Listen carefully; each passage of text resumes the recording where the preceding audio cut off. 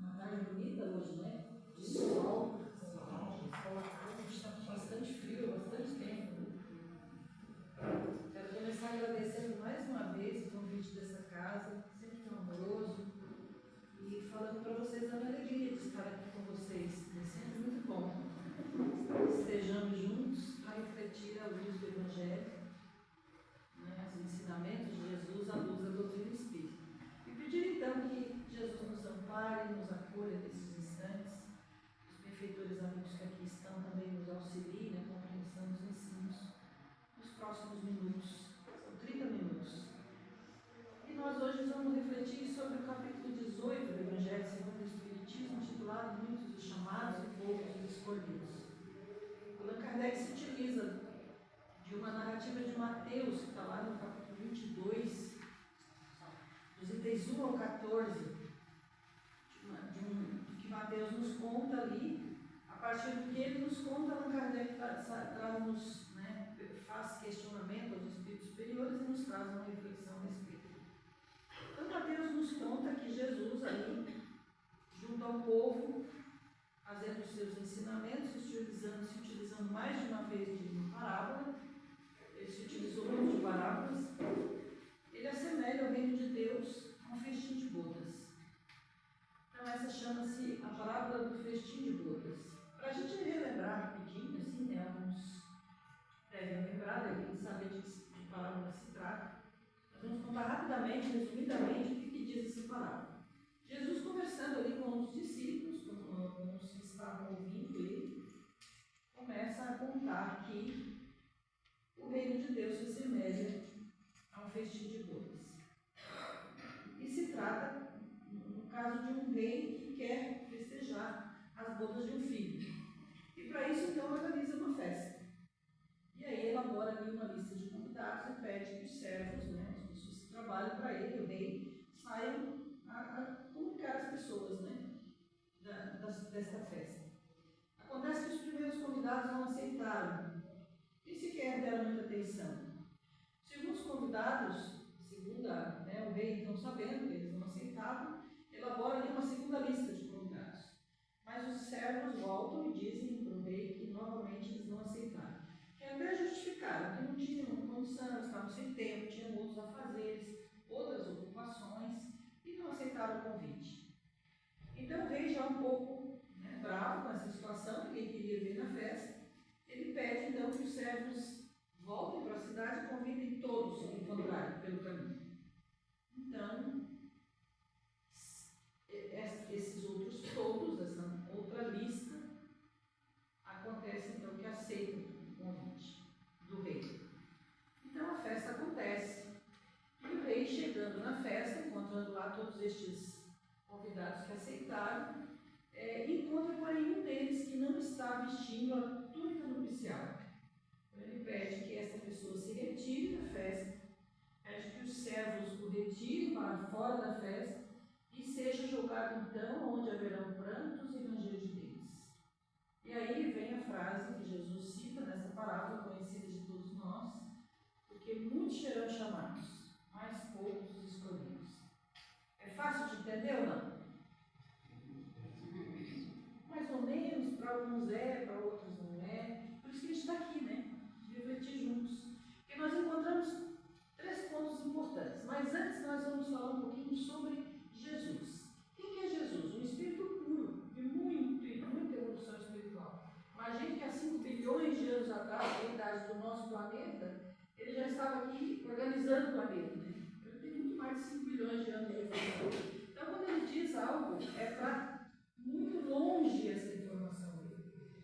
Por mais que Jesus tenha dito isso há 2025 anos atrás, porque ele estava lá conversando com aquelas pessoas ao tempo dele, né? E Mateus conta para nós, porque estava lá junto das pessoas, porque Jesus não escreveu nada, né? A gente sabe que Jesus não, até porque era muito difícil escrever naquele tempo, né, gente? Não tinha, como hoje, essas facilidades, né? Então, tanto que todas as verdades foram transferidas para pergaminhos pelos evangelistas, né? Os discípulos que andavam com ele. E eram consideradas escrituras sagradas, porque nem todo mundo tinha acesso, né? Só os doutores da lei da época. Então,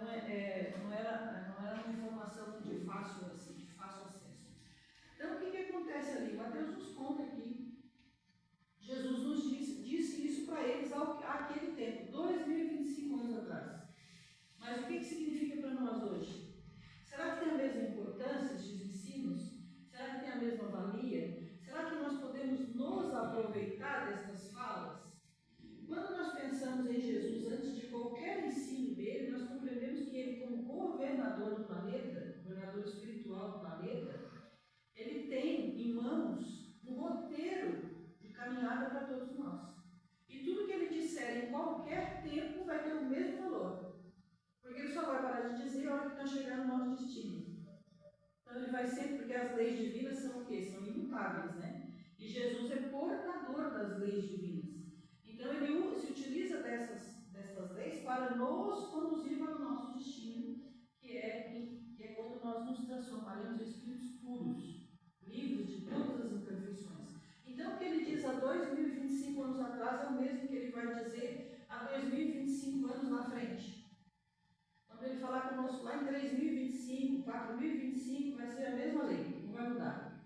Então nós precisamos, qual é o nosso papel? Né? Um dia Joana de Ângeles nessa obra, que hoje eu vou ler um trechinho, se der tempo, porque eu gosto muito de divulgar essa obra, porque Joana traz para nós uma forma para que a gente entenda melhor o que Jesus está querendo dizer. Né? Ela traz tanto que o título é Jesus e o Evangelho à luz da psicologia. Quer dizer, é como se ela pegasse todas essas informações e colocasse na nossa vida hoje, no nosso dia a dia, como é que a gente pode interpretar para poder utilizar. Então é isso que nós vamos fazer esta tarde. Vamos fazer uma compreensão dessa palavra para a nossa vivência de aqui e agora, fazendo com que seja útil para nós aqui e agora, mas útil de uma forma compreensível para nós.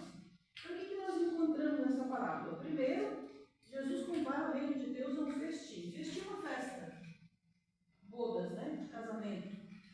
Aqui tem dois pontos importantes. O primeiro é que festa é um lugar bom, não é? Né? Todo mundo gosta de festa, né? Por isso é comparado ao reino de Deus. E o reino de Deus é algo onde nós seremos felizes, né?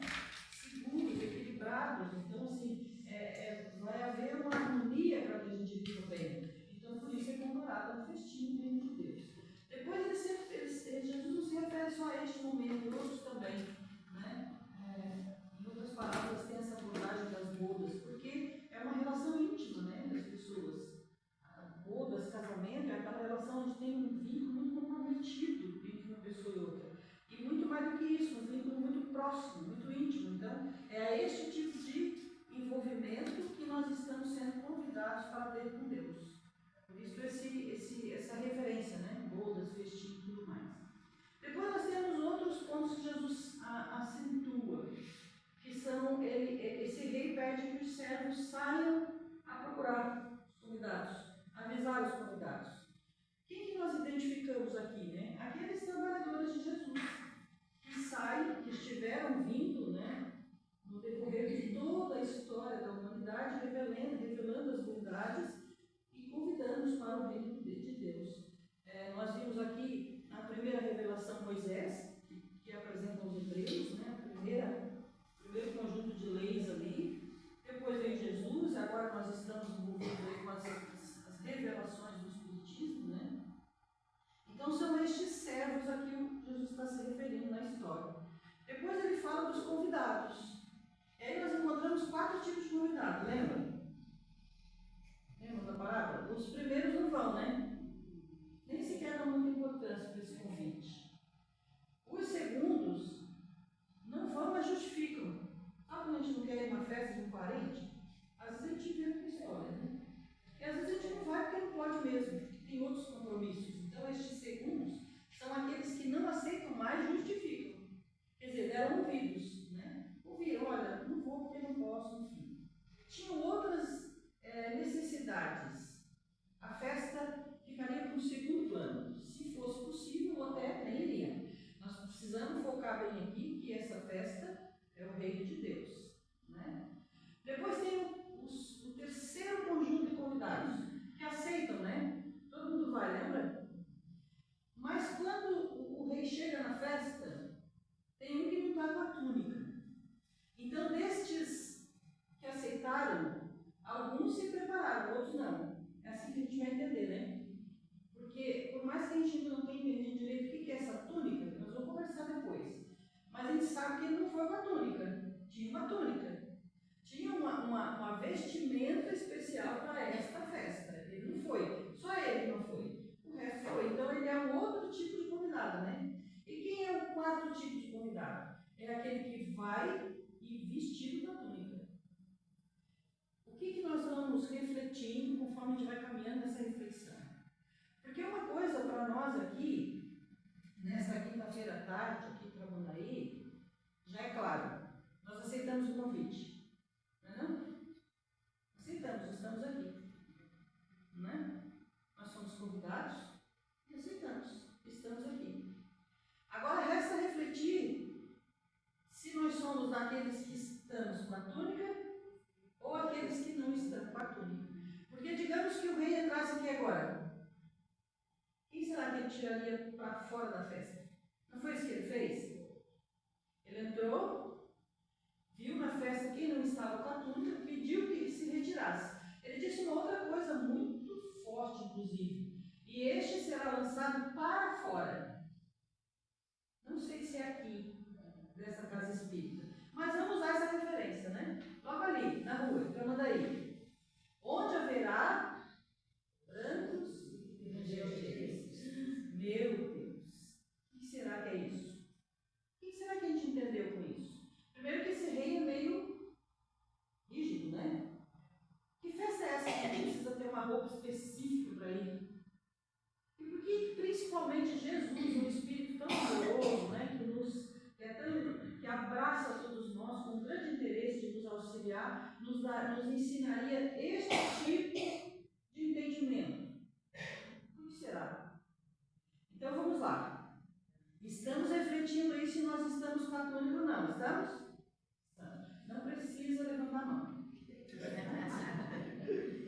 Eu nem vou perguntar quem é que está com a túnica e quem não está com a túnica. Mas vamos esclarecer a questão da túnica. O que significa essa túnica? O que Jesus quis dizer quando contou lá essa parábola do festim de bodas? Que quando nós somos convidados para conhecer as verdades de Deus, as leis divinas, para construir o reino de Deus em nós, que vai refletir na humanidade automaticamente, tem uma vestimenta aí para se usar. Tem algo que nos compromete com este aceite. Não é uma roupa, é uma alegoria a roupa. Né? Este reino de Deus que nós vamos construir em nós, que ele se refere a uma festa, porque é um lugar bom, agradável, onde nós vamos viver equilibrados, saudáveis emocionalmente, as relações serão mais equilibradas, mais harmoniosas. Né? Vai existir mais fraternidade entre as relações humanas e todo o resto mais, que a gente não vai relatar tudo aqui, que isso não é só para mim, ou só para nós aqui em Tramandaí também, né? Que este é um compromisso que nós devemos abraçar como um compromisso de que este reino venha para mim, mas para toda a humanidade, não somente para mim. Então, quando o rei entrou, que viu que tinha um que não estava vestido, o que será que ele viu? Podemos imaginar? Quando ele entrou aqui hoje e viu, olhou para nós aqui, eu acho que ele ia tirar da festa. O que será que ele viu que não casou? Que não combinou, que não confirmou o convite? Primeiro deles, quando nós somos convidados para ouvir as verdades de Deus, como Jesus nos apresentou, uma vez perguntaram para ele se ele era rei, ele disse que ele só tinha compromisso com um reinado, e não era daquele mundo. E que o que ele tinha vindo fazer mesmo era testemunhar a verdade, não era nem falar. Testemunhar, o que ele fez? Ele viveu tudo que ele veio ensinar. Ele ensinou mostrando, fazendo. Então, quando nós somos convidados para este tipo de festa, o nosso compromisso é que essa festa não pode ser só para nós, ela não pode ser individual. Ela tem que ter reflexo para o maior número de pessoas possível. Então tem dois pontos. Este ambiente, como ele é bom, ali só tem gente legal, gente boa, a gente vai ter que ser o que também? Legal e gente boa. Então, quando esse rei entrar e ver que tem alguns de nós que estamos, por exemplo, pensamento egoísta, sentimentos de vingança, mágoa, ressentimentos, todas estas são vestes que não condizem com o reino de Deus. Então ele tem a boa vontade de vir? Sim, mas não é só isso, porque ele tem, além dele perceber que existe isso ainda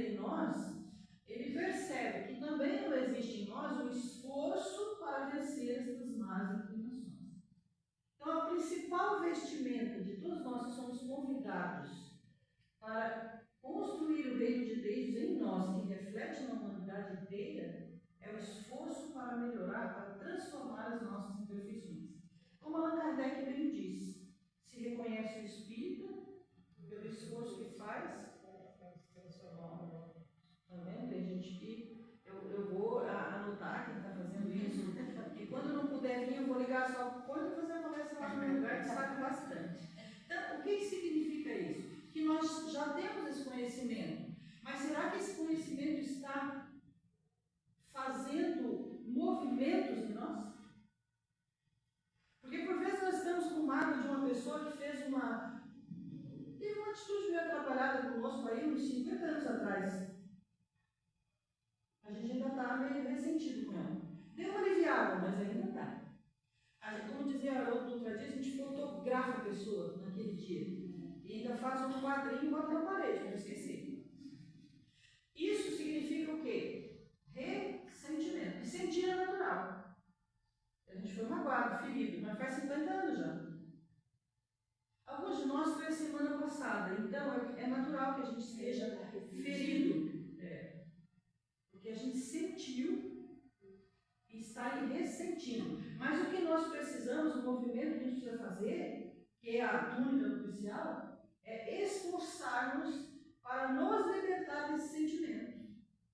Porque como diz Joana de Ângeles, quem mais sofre com o mal que a gente entrega para os outros somos nós mesmos. E é onde mais nós nos conhecemos, porque conforme ela não importa o que acontece conosco, não é que não importa, é menos importante. O que é mais importante é o que nós fazemos com o que acontece conosco. Porque ali nós conseguimos nos medir, saber em que pé está o nosso processo de esforço de evolução. Esta é uma veste, o esforço. Então o rei entrou, olhou para nós e viu que a gente está lá, magoado com uma pessoa, muito triste com essa pessoa, está meio que se esquivando, quando tem uma festa e ela está lá, a gente não vai. Está querendo ficar longe, para não sofrer aquele desconforto. Então, o que o rei percebe? Falta a vestimenta do esforço de melhoria de si mesmo. Então, essa pessoa, ele pede que retire. Já tem um outro que está se esforçando. Está fazendo prece, está vindo aqui na casa espírita, está trazendo 1 quilo de arroz, 1 quilo de farinha, uma roupa que não necessita mais. Está se esforçando, né? Está se esforçando para ser melhor. A caridade para trabalhar no desprendimento. Mas está fazendo só o que lhe convém. Lembra do óbolo da viúva, que era o mais valoroso? Por quê? Porque tinha esforço. Todos os outros estavam dando do que sobrava. Ela dava do que, inclusive, necessitava também.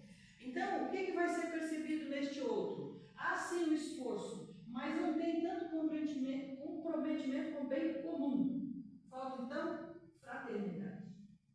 Os sofrimentos alheios não chegam até ele, só o dele próprio. Mais uma vestimenta que faltou. Então, é retirado e jogado para fora, onde haverão prantos e rangeres. Então, o que nos tira do festim? Apesar de nós termos aceito, é sobre isso que nós estamos refletindo. Nós nem vamos pensar sobre os que nem não aceitaram, ou que foram totalmente diferentes. Aqui no Evangelho segundo o Espiritismo, a gente vai ver que Allan Kardec traz uma reflexão a respeito dos hebreus, que foram os primeiros povos que receberam o convite de Deus para a construção do reino, do seu reino, e que desconsideraram.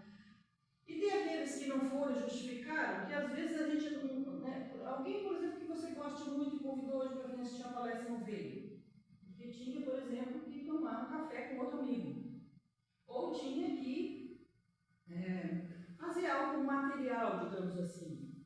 Né, alguma conquista material. O que nós percebemos? Que a busca pelo reino de Deus vai ficando em segundo plano. Esses são os segundos convidados. E o que Jesus nos falou? Buscar primeiro o reino de Deus, depois o resto virá por acréscimo. E quantos de nós, por vezes, deixamos de fazer um esforço maior no caminho da nossa evolução, porque estamos ocupados com conquistas materiais, que são úteis, são necessárias,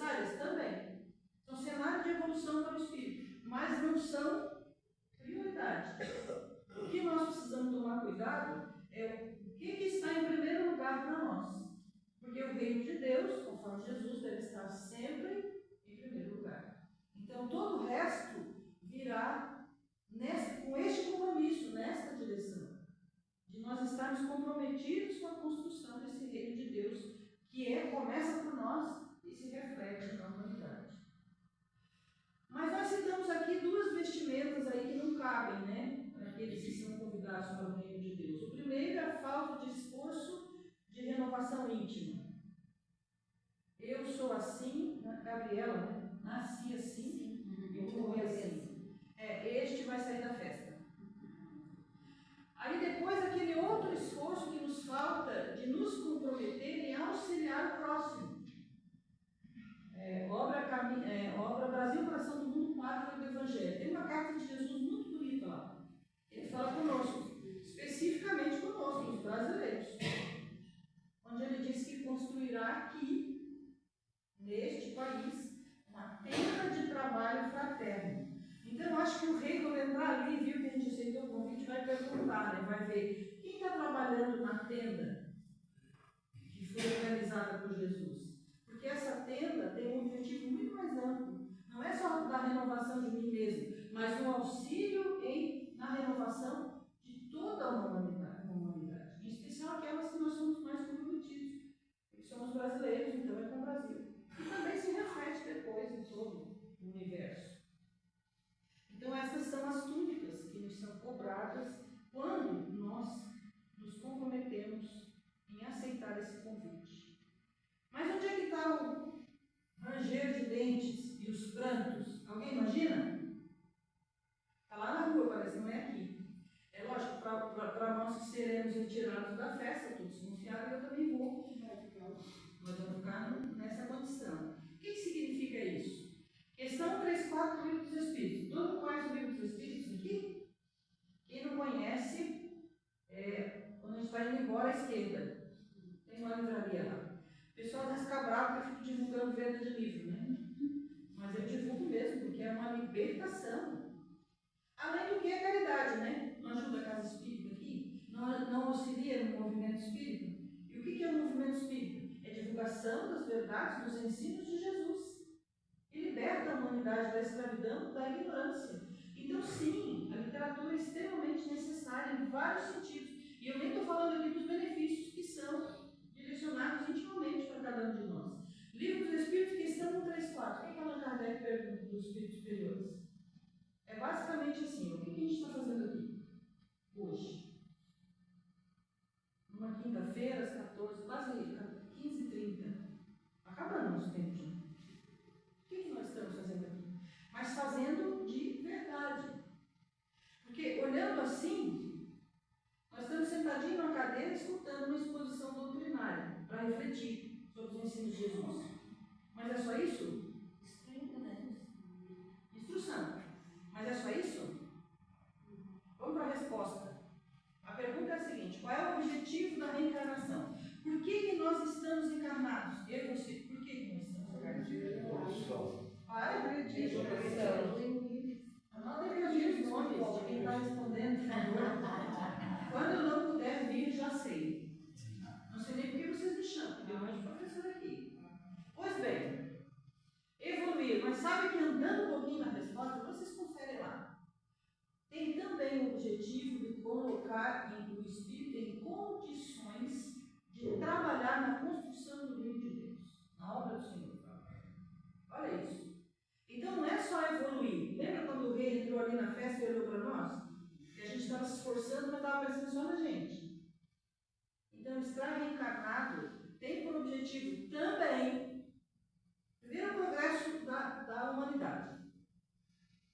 Depois, nos colocar em condições para trabalhar na construção do reino de Deus. Então nós não somos só comprometidos conosco individualmente, mas com toda a humanidade.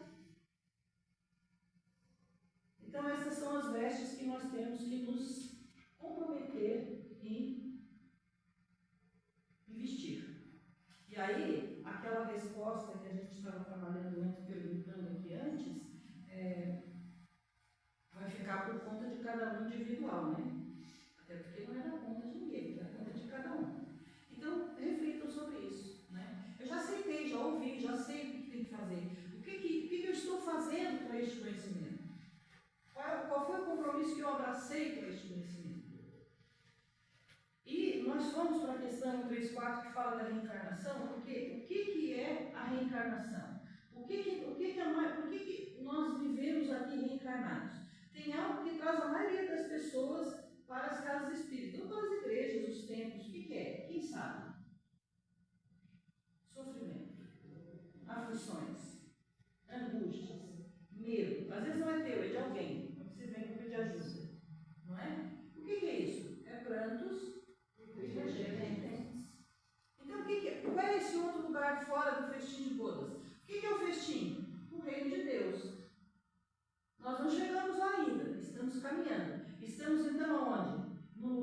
há prantos. Então, o planeta Terra é desses, porque é um planeta destinado para espíritos que estão, na sua grande maioria, com raras exceções, porque tem espíritos que vêm em missão, né, para trabalhar, para auxiliar os demais, vivenciando provas e expiações. Então, o que Jesus quer nos trazer com essa parábola é o entendimento de que Emmanuel diz uma frase muito bonita, ele diz que não somos nós que estamos esperando pela luz, é a luz que espera por nós. E o que é a luz? O reino de Deus. Todos nós estamos caminhando. Prestar atenção muito claramente nessa veste, porque essas verdades precisam fazer movimentos em nós. Não que nós vamos sair daqui hoje todos transformados, mudar tudo. A gente está comendo aí um bolo no café da tarde, vai parar, não vai comer mais bolo. Não, é só que nós vamos começar a comer menos bolo. Eu falo do café da tarde porque todo mundo vai sair daqui hoje e vai tomar café, não é? E pode comer, não se preocupe. Mas num compromisso de autocuidado, de auto-amor, de compromisso consigo mesmo, naquilo que não está bom. Se eu sou diabético e estou comendo muito bolo, não, peraí um pouquinho, vou comer menos, então.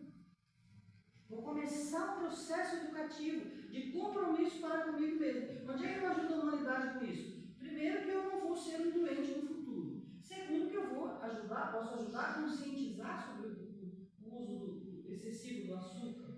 Enfim, são vários pontos que nós podemos ajudar a humanidade como um todo, mas começa sempre numa autotransformação. E sabe o que a gente faz quando a gente se envolve tanto com essas verdades que Jesus veio nos ensinar e começa a se movimentar nesse sentido, num trabalho que melhora nós mesmos e que reflete no outro, que o outro também ganha com isso, que nós seremos uma pessoa melhor, nós cumprimos com a maior lei de Deus, que é amar a Deus sobre todas as coisas. Aí todo mundo sabe. O que significa? Quando eu amo a Deus, quando eu aceito um plano dele, trabalho com o que ele entregou para que eu faça um planejamento dele, eu estou respeitando, amando, valorizando. Não é isso? Aí eu começo a cuidar de mim, sou quem criatura. Então eu amo ao próximo como a mim mesmo, porque senão eu não consigo amar o próximo. Então é um movimento simples do nosso dia a dia. Eu estou muito ferido com aquela pessoa, ela foi muito ruim comigo. Não, mas eu agora vou parar de pensar assim, eu vou começar a fazer prece por ela, e seja o que Deus quiser. Não é assim? A minha avó dizia, minha filha, quando não conseguir fazer prece pela pessoa, faça pelo anjo da guarda dela. É verdade, Divaldo fala isso também. Então sempre tem um esforço possível de ser realizado. Não é assim? Que essa parábola tenha sido para nós hoje, que nosso tempo acabou mesmo agora. Mas eu vou deixar vocês hoje com um trechinho dessa obra, para deixar vocês com vontade e curioso para comprar. Depois conversa com o pessoal aí. É quando Joana de Ângeles nos fala sobre. Ela faz uma avaliação, ela faz um comentário, né, um estudo, uma reflexão sobre todos os capítulos do Evangelho nessa obra. O primeiro ao 26º. É lindíssimo. Hoje o que eu vou trazer para vocês é sobre este capítulo, 18. E está lá no item chamado chamados e aceitos, que somos nós, né? A gente vai dar uma averiguada na túnica aí agora, né? Mas nós estamos já comprometidos, de alguma forma. Então ela diz assim, que todos os seres encontram-se convidados ao triunfo interior, às conquistas externas, ao equilíbrio emocional, às realizações sociais, às harmonias de comportamento, às atividades edificantes, no grupo em que se movimenta. Então somos todos nós. E nós estamos mostrando tudo isso, não é não? Essa harmonia em todos os pontos da nossa vida.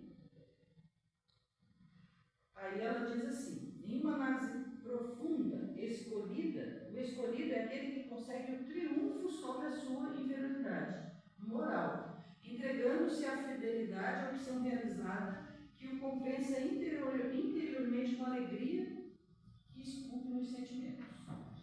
Então, o escolhido é aquele que se esforça. E no final, a túnica, né? Aquele que está com a túnica é o que se esforça. Ela nos diz o seguinte, que o ser humano se encontra na Terra envolto em batalhas iluminativas. Todos nós estamos trabalhando para nos melhorarmos. Enfrenta as lutas no lar, no grupo social, no trabalho, mediante as quais adquire sabedoria e aprende a conquistar os altiplanos interiores. Mediante a identificação com os objetivos que deseja alcançar, nós passamos a nos conhecer. Né? Auto-ilumina-se, recorrendo à oração, que é fonte inexaurível de energia. Abastece-se e renova-se sem cessar, de modo a triunfar sobre as dificuldades. Mais uma vez discurso.